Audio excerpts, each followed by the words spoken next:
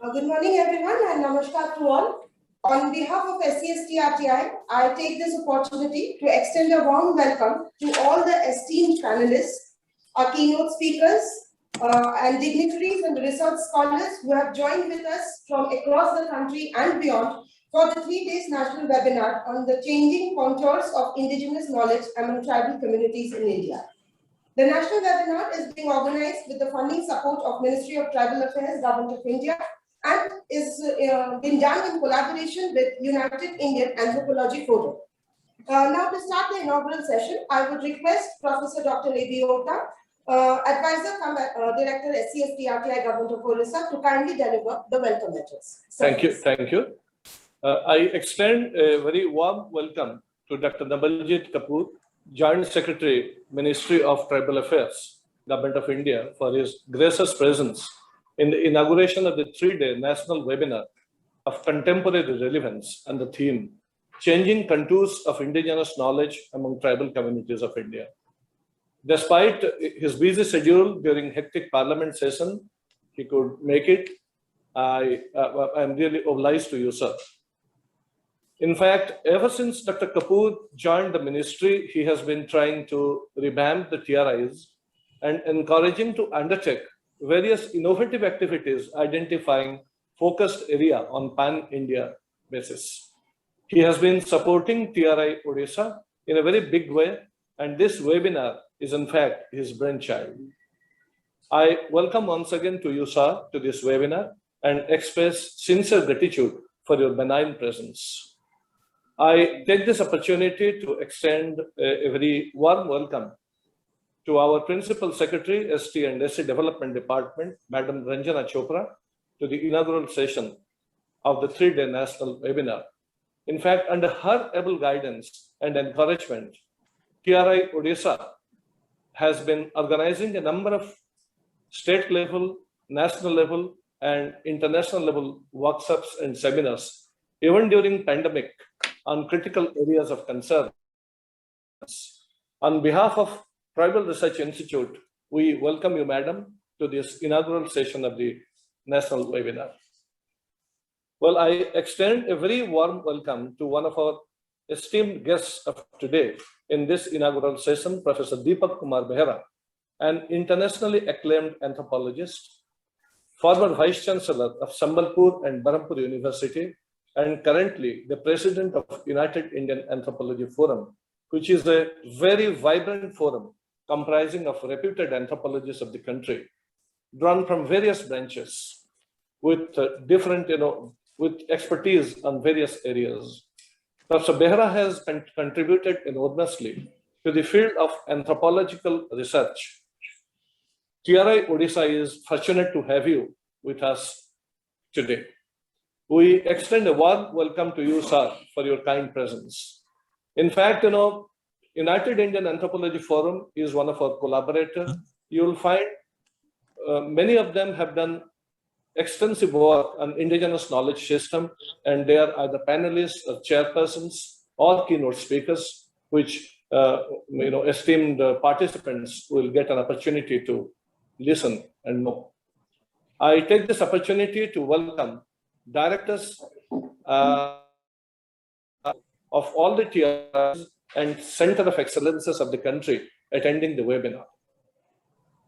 I welcome also all the 4 esteemed chairpersons of the 4 technical sessions. They are, and also our keynote speakers. Professor P.C. Joshi, Vice Chancellor, Delhi University, will be chairing the first session. Professor Gregory, Professor in Anthropology, and he is the Secretary of United Indian Anthropology Forum. He will also be chairing the session. Professor K.K. Basa, he is the Vice Chancellor of Maharaja Sri Ramchandra Bhanjadev University, and he is the former Director of Indira Gandhi Rashtriya Manav Sangralaya. He will also be chairing a session. Professor K.K. Misra, former Director, Anthropological Survey of India, IGRMS, and former VC of Utkal University of Culture, is also with us. And Professor Sarit Chaudhary, former Director, IGRMS, Professor Chela Perumalam, Professor Sumati, and Professor Victoria Reyes Garcia, who has done extensive work on indigenous knowledge system in India, in Gujarat. He will also be joining us from Spain. And today he is the keynote speaker. And all the panelists will make presentation in the webinar. I welcome everybody to this 3-day workshop.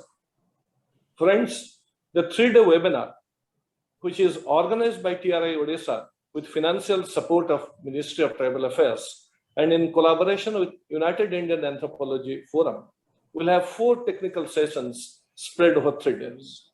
I hope this workshop will not only give us an idea as to how rich is the indigenous knowledge system of tribal communities, but will certainly help identify the areas where research or documentation can be carried out by the TRIs and Center of Excellences, and also by researchers interested in indigenous knowledge system and practices.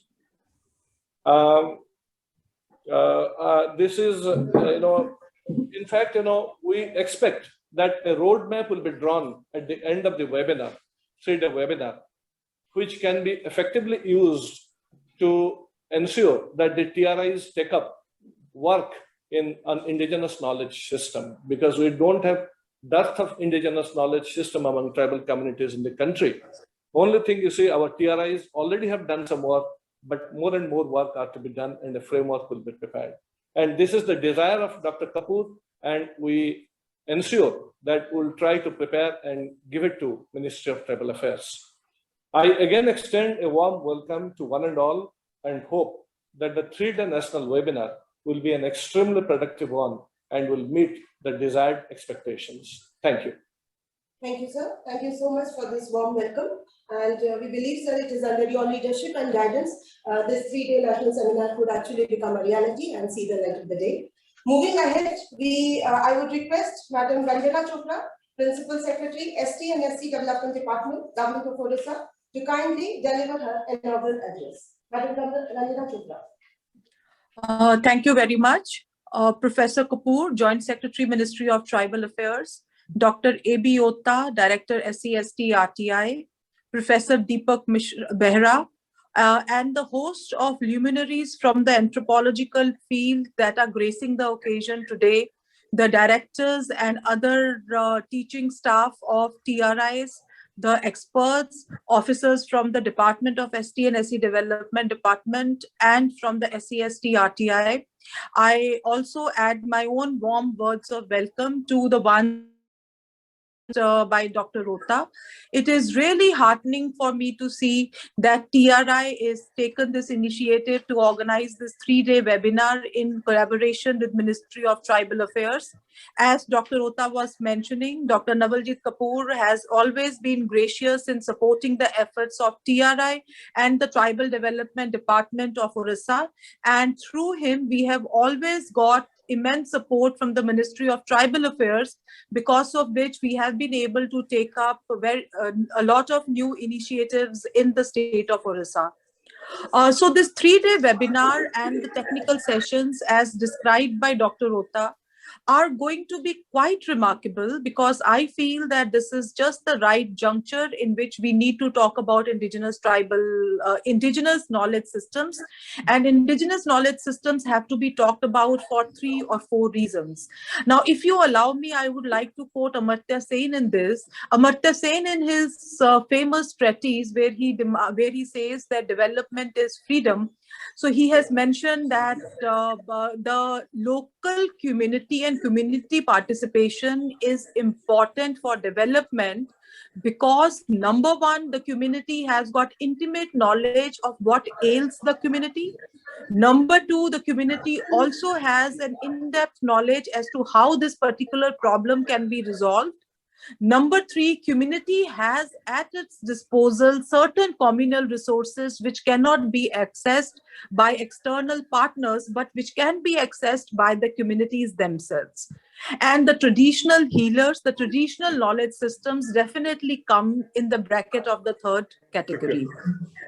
The second reason why this is a very topical webinar is that after Corona, while we have made strides in allopathic medicine, while we are making strides in technological advancement in medicine, a lot of talk, a lot of discourse has been thrown up in this context on traditional medicine systems.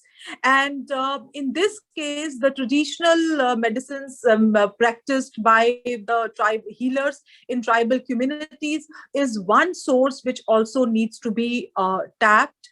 And that is why I feel that it is very topical. The third reason I feel that this webinar is important, and I would request Dr. Ota and the technical experts who would be chairing the technical sessions when they are drawing up the roadmap, that now I think it is the time for us to also deliberate upon the fact as to how can we mainstream the traditional knowledge systems. The traditional knowledge systems have existed in silos for generations, and now is the time when we can leverage technology and try to mainstream the traditional knowledge systems. And it is very easy to tap these traditional knowledge systems. I will just give you one example, and I will give the example from the field of medicine.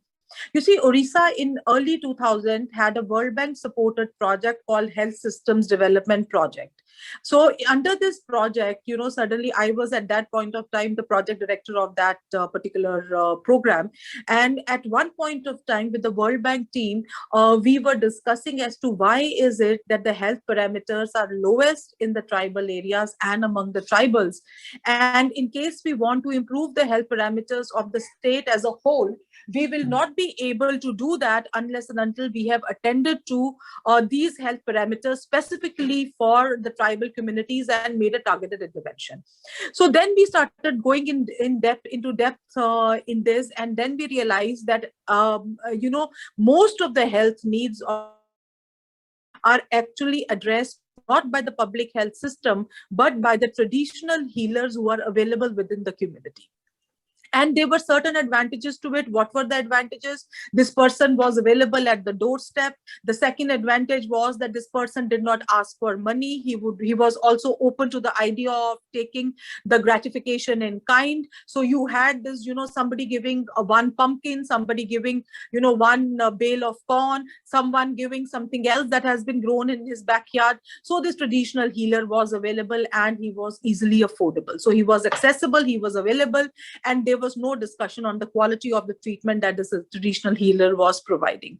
So then at that point of time, we decided that, our reach in the public health system would be limited because the medical and the paramedical personnel that the state commandeers, they are limited in number. They may not be able to penetrate deep forest pockets. They may not be able to have a great outreach in the tribal areas. So the only viable alternative in front of us was to take these traditional healers as partners.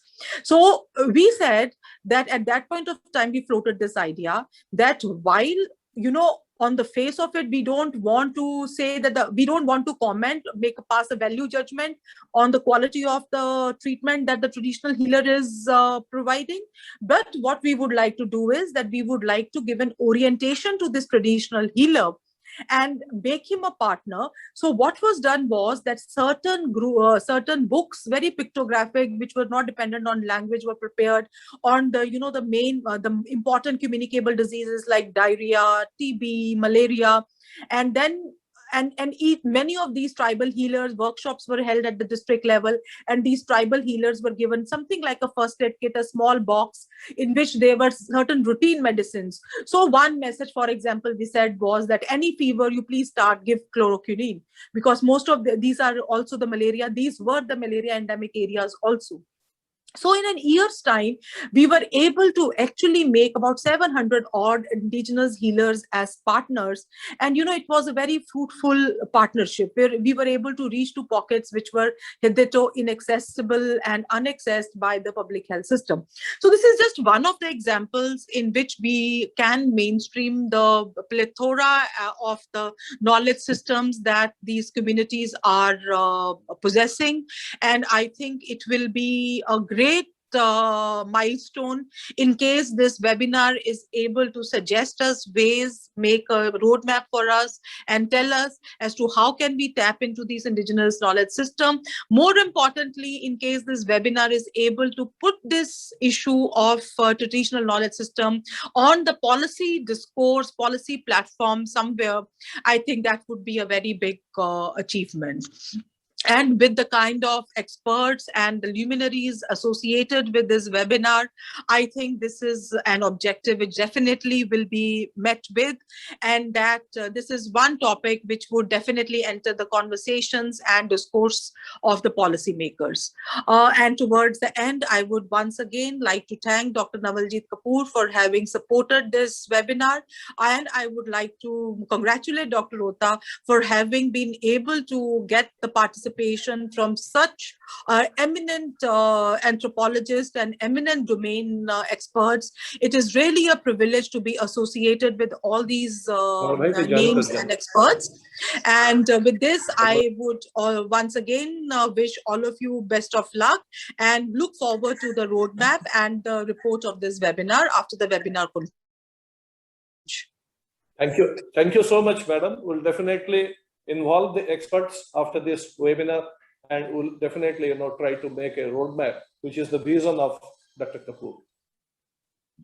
Thank you, madam, for your unconditional support and for the enlightening words, which will definitely pave the way for the 3 days discourse ahead. Now, moving ahead, I would request Dr. Navaljeet Kapoor, sir, Joint Secretary, Ministry of Tribal Affairs, Government of India, to kindly deliver the inaugural address and setting the context to the webinar. Sir, please. Principal Secretary Ranjana Chopra ji, Director TRI Shri A.B. Ota, Dr. Behra, esteemed panelists, my colleagues from different TRIs and COEs.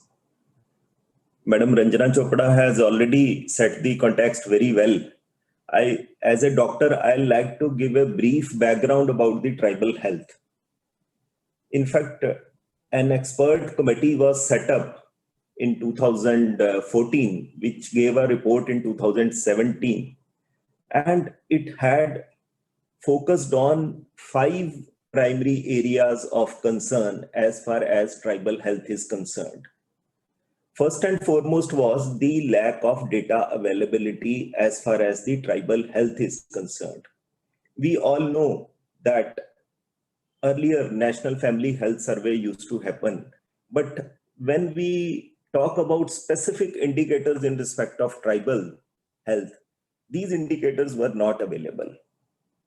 Second, we also know lack of infrastructure. Ministry of Health and Family Welfare is the nodal ministry in the central government, and health being a state subject. About 4,000 crore rupees is spent every year by Ministry of Health, and the state budget is manifold. But still we find that a lot of places where PSCs or CSCs, even where these facilities are there, the doctor availability is also very less. Third point of concern is that generally we feel health has an issue which is common to everybody, but tribal health, the issues concerning tribals, they are totally different as far as the general population is concerned. Tribals have less lifestyle diseases and more respiratory diseases. Sickle cell is very common in tribals. Vector-borne diseases, skin diseases, these are also more prevalent in tribals. So tribal health needs to be looked from a different angle altogether. As far as tuberculosis and sickle cell is concerned, and these specific diseases, there is always need to look this problem from a different aspect. So we are already working on this. And last and most important was, as Ranjana Chopra madam already said, integration of traditional healers and indigenous practices in the mainstream. So this has two aspects. One is integration of traditional healers, and secondly, we all know that tribals live in forest areas, and there we find bounty of not only medicinal plants, herbs, and for centuries together, even when the allopathic system, they had their own systems working very well, and even today they are working. In fact, we have given this project to All India Institute of Medical Sciences, Patanjali Institute, Ma Amritamai, Pravara Institute of Medical Sciences, who have already found that these systems are working very well. Slowly, slowly, these systems are dying. So it is very important that what Ranjana Chopra madam said and what all of us feel, even when we have parliament questions or we have discussion in with various representatives of tribals, they always say that we have to do urgently to protect tribal healers and indigenous practices. For this, I will like to tell that as far as TRIs and COEs are concerned, they are playing very, very important role. And I don't think there is any TRI or state where we have not given this project to identify tribal healers and indigenous practices. But one thing which I like to say here is we give projects and a report comes.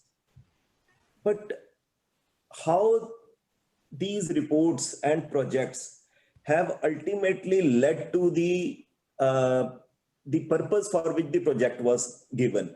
Whether these healers have been integrated, as Ranjana Chopra madam said, there were about 700 healers who were brought into the main fold.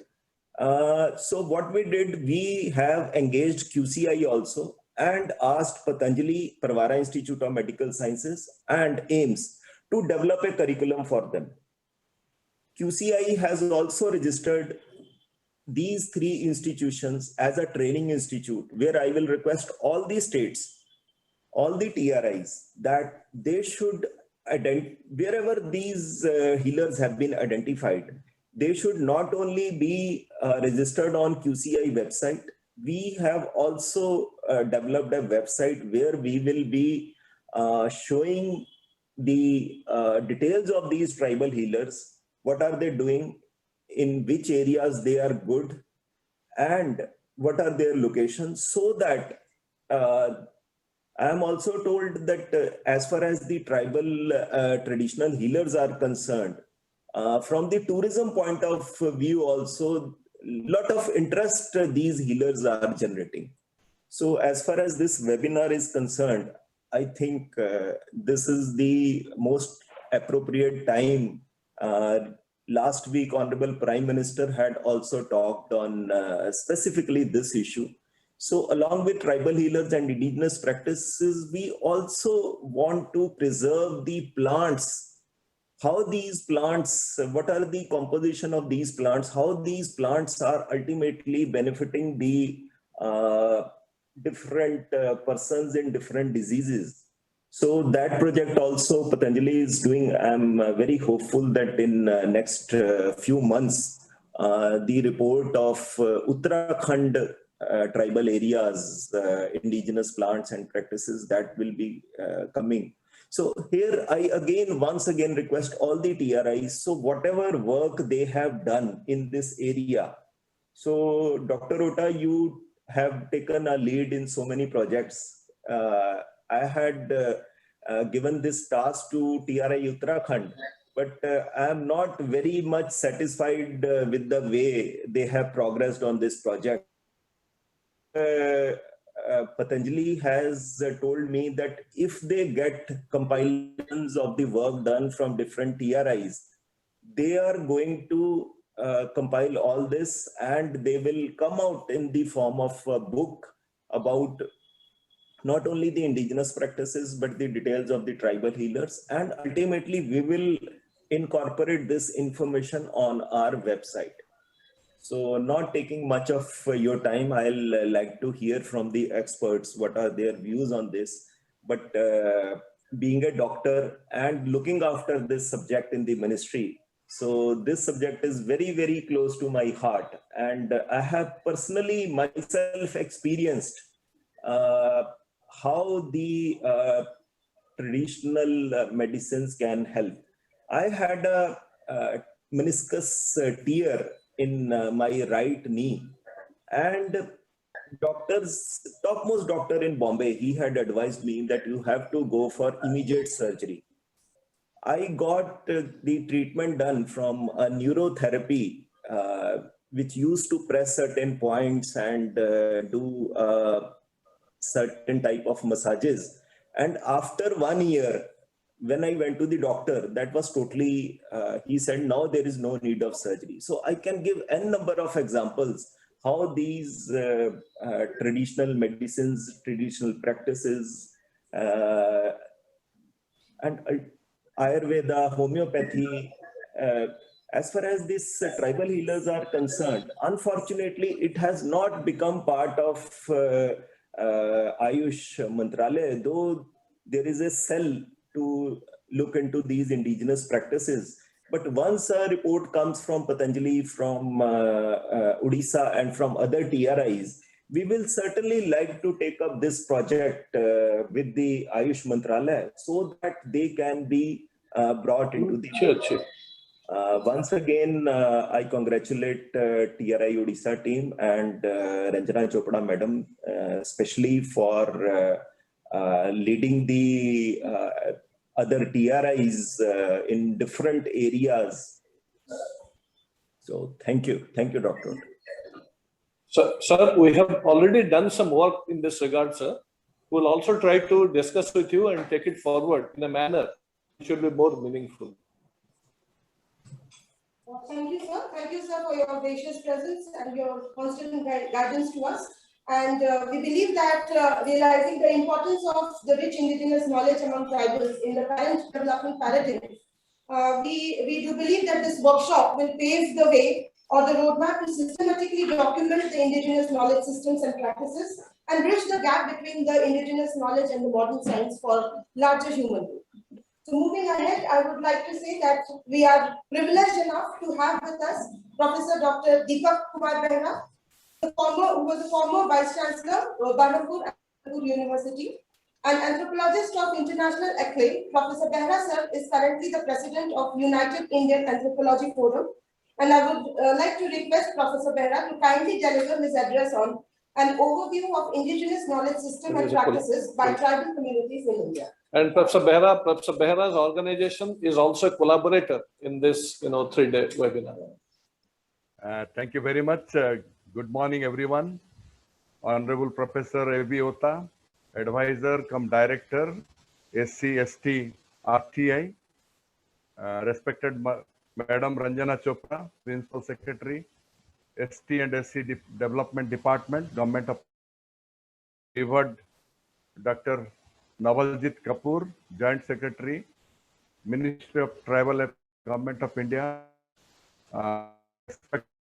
Ms. Kalpana Patnaik, RTI, of SC/ST RTI from different branch office, members of the forum, participant, representatives of press, electronic media, ladies and gentlemen. I'm extremely delighted to be part of this wonderful national webinar titled Changing Contours of Indigenous Knowledge Among Tribal Communities in India. Many thanks to Professor Ota for giving me this opportunity to share some of my ideas on this theme. In fact, I represent United India Anthropology Forum, a newly established, registered, vibrant anthropology body in India. If you are an anthropologist, you are invited to join UIAF. I'm very pleased to see many eminent personality of our forum, a chairperson panelist in this webinar. In fact, UIF is collaborating with SC/ST TRI for this webinar. This webinar is unique in the sense it provides a wonderful virtual platform for the healthy interaction between seasoned veteran anthropologist on the one hand, and administrator, policymaker, planners on the other end.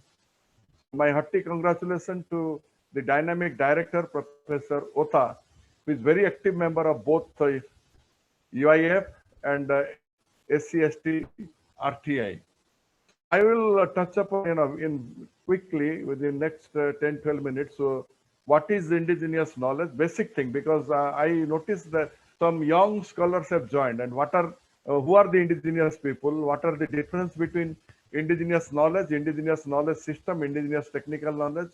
What are the ground realities and some specific experience, example, and maybe one concluding line in the form of roadmaps. So this indigenous knowledge is the unique knowledge, I would say, confined to a particular culture, community, or region. It is also known as local knowledge, folk knowledge, people's knowledge, traditional wisdom, or traditional knowledge generated and transmitted by communities over time in an effort to cope with their own ecological and socio-economic environments. In fact, it is generated through a systematic process of observing local condition, experimenting with solution, and readapting previously identified solution to modified environmental, socio-economic, and technological situation. So, indigenous knowledge is passed from generation to generation, usually by word of mouth and cultural rituals, and has been the basis for agriculture, food preparation, conservation, healthcare, education, and wide range of other activities that sustain a local community and its environment in many parts of the world for centuries together. So indigenous knowledge is considered as the social capital for the poor. This is very, very important. It is social capital, quote unquote, of the poor. It is their main asset to invest in the struggle for survival, to produce food, to provide for shelter, and to achieve control of their own lives. So these are very important aspects, and what it means to the indigenous people, it clearly states here. And most of the indigenous knowledge disappear due to invasion or intrusion of foreign technology and development concept that promise short-term gain or solution to problem without being capable of sustaining them. But indigenous knowledge is the only knowledge that can sustain them. And outside intervention, which come in the form of heterogeneity development, may provide them short-term solution, short-term gain, but that is not a sustainable one. The tragedy of the disappearance of this knowledge system is most obvious to those who have already developed it and make it living through it. Indigenous knowledge is local. It is rooted to a particular place and set of experiences generated by people living in those places. The result of this is that transferring of indigenous knowledge to other place run the risk of dislocating it. Sometimes we think that, okay, this knowledge can be replicated, but we should be careful. There are cultural regulators. Sometime back, both Professor Madam Dr. Kapoor and Madam Ranjana Chopra, they were referring to health, and I have edited a volume with a German professor, Health in the Context of Tribal Culture, that has been published by Concept Publishing Company, New Delhi, where scholars like Veena Srivastav, P.C. Joshi, all have contributed. And you see how cultural regulators are very, very important. And when you intervene, and how there is a chain reaction, and how this whole system gets destabilized. So we should be very careful whenever we are making intervention. So indigenous knowledge is orally transmitted or transmitted through imitation or demonstration. This demonstration is very, very important. Indigenous knowledge has in the recent past received a lot of recognition and appreciation, particularly international organizations like UNESCO. They are, encouraging to, you know, uh, protect and promote indigenous knowledge. Indigenous knowledge is a critical factor for sustainable development. Please, note it. It is critical factor for sustainable development. It can be used to solve problem and betters people life. People's life means indigenous people life. So the empowerment of local community is a prerequisite for the integration of indigenous knowledge in the development process. Just like any other form of knowledge, indigenous knowledge needs to be well preserved, constantly used, and adapted to the locally evolving context. Then, I will say that indigenous knowledge is dynamic. It is a new knowledge is continuously added to it. It is innovative. Then, I would like to say who are these indigenous people? Because they possess the indigenous knowledge. Those people who, quote unquote, primarily depend on surrounding natural resources, quote unquote, for their, quote unquote, basic survival. They are the indigenous. Those people who primarily depends on the surrounding natural resources for their basic survival, like jal, jungle, jameen. They do not hold a dominant position in the larger society to which they belong, and therefore remains vulnerable to various external forces operating in the region. For indigenous people, access to land and forest is their economic foundation. The importance of land and forest is usually reflected in almost all parts of indigenous people's culture. And the indigenous people have strong social network and kinship system. They use basically their indigenous knowledge for their survival.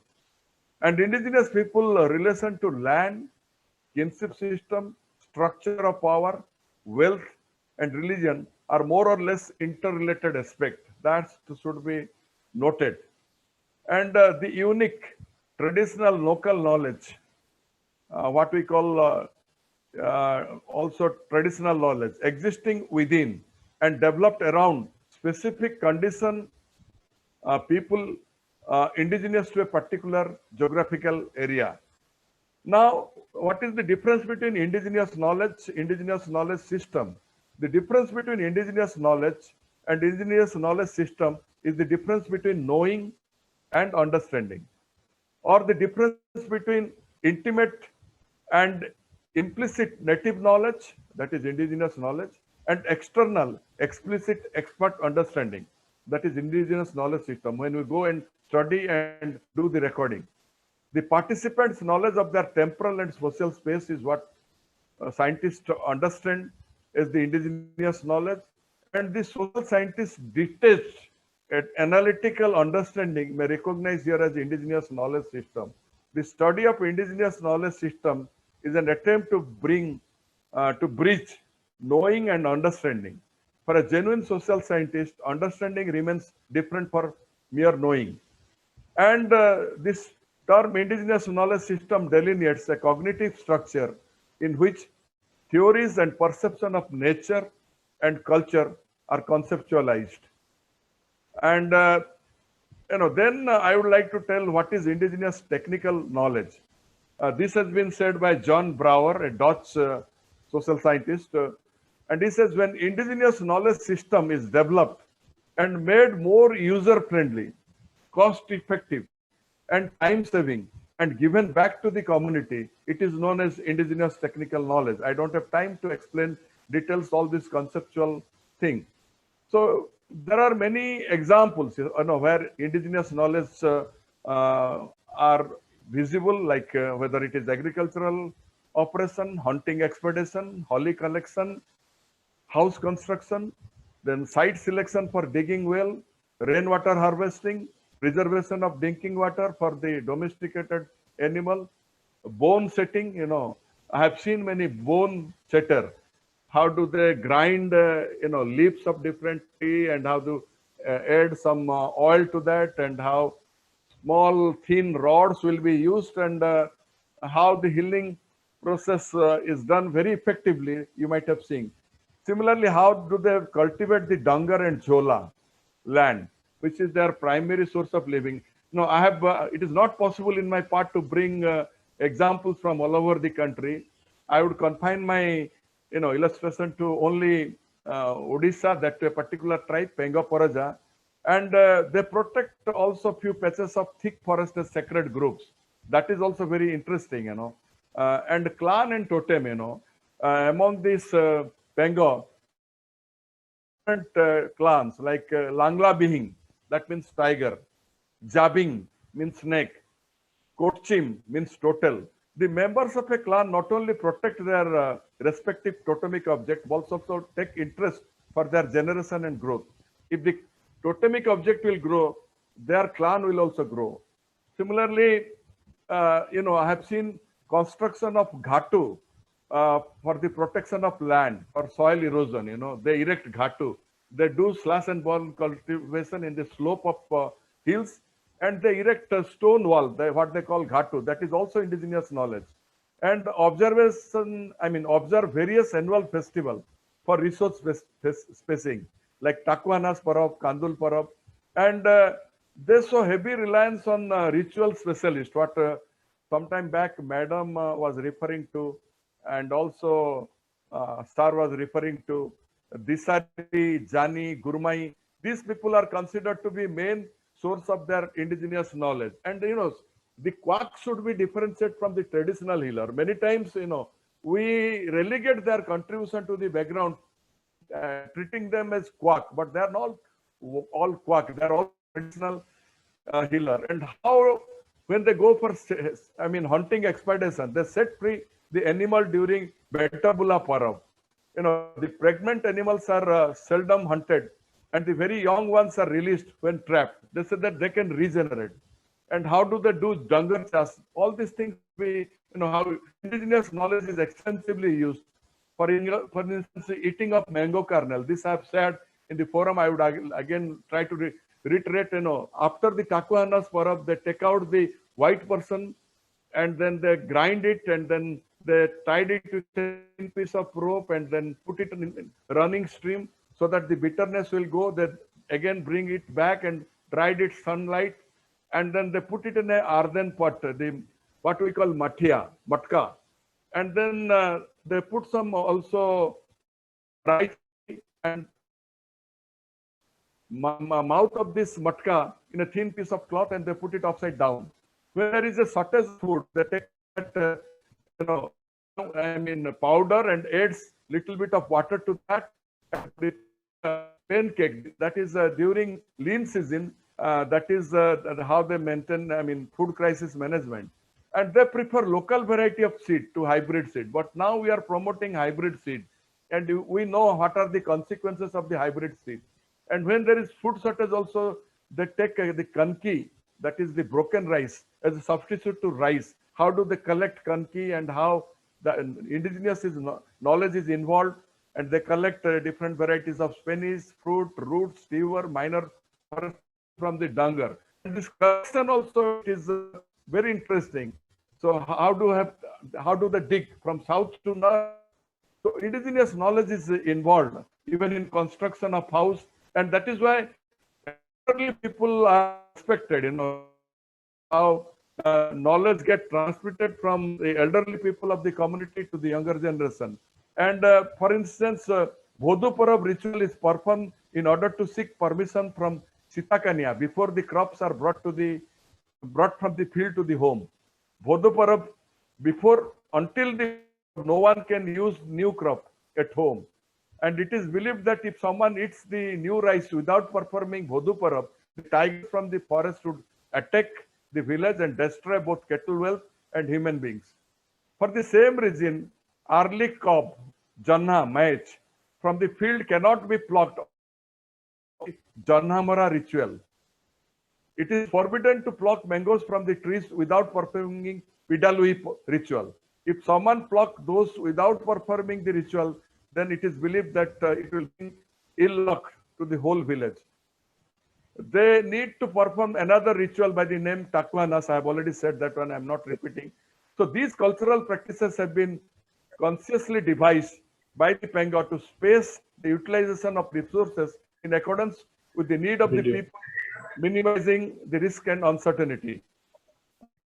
And the mode of collection of these natural resources shows their efforts towards management of natural resources. So each ritual relating to eating up new crops, fruits is observed at a particular time of a year, only when that crop or fruit is matured and ready for consumption.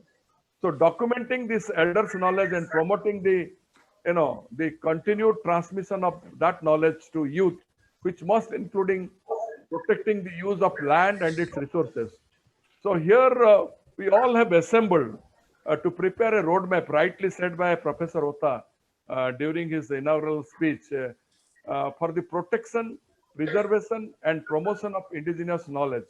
And I'm sure, this SC, ST, and RTI, in collaboration with United India, United India Anthropology Forum, and with the help of Ministry of Tribal Affairs, would be able to prepare a roadmap. Let us develop specific strategy for this. Thank you very much for giving me this platform. Namaskar. Thank you, Professor Behra sir, for so aptly setting the tone to the 3 days webinar. We expect that the 3 days webinar will provide the right platform to contemplate on various dimensions of indigenous knowledge and build the architecture for value-based engagement with the subject as a collective. Now, coming towards the end of the inaugural session, I would request Madam Kalpana Patnaik, Joint Director, SCST-RTI, to kindly deliver the vote of thanks. Thank you, Stephen. I, on behalf of SCST-RTI, extend sincere gratitude to Dr. Navaljeet Kapoor, Joint Secretary, Ministry of Tribal Affairs, Government of India, for making out time despite his busy schedule during the Parliament session and for his valuable deliberation in the inaugural session.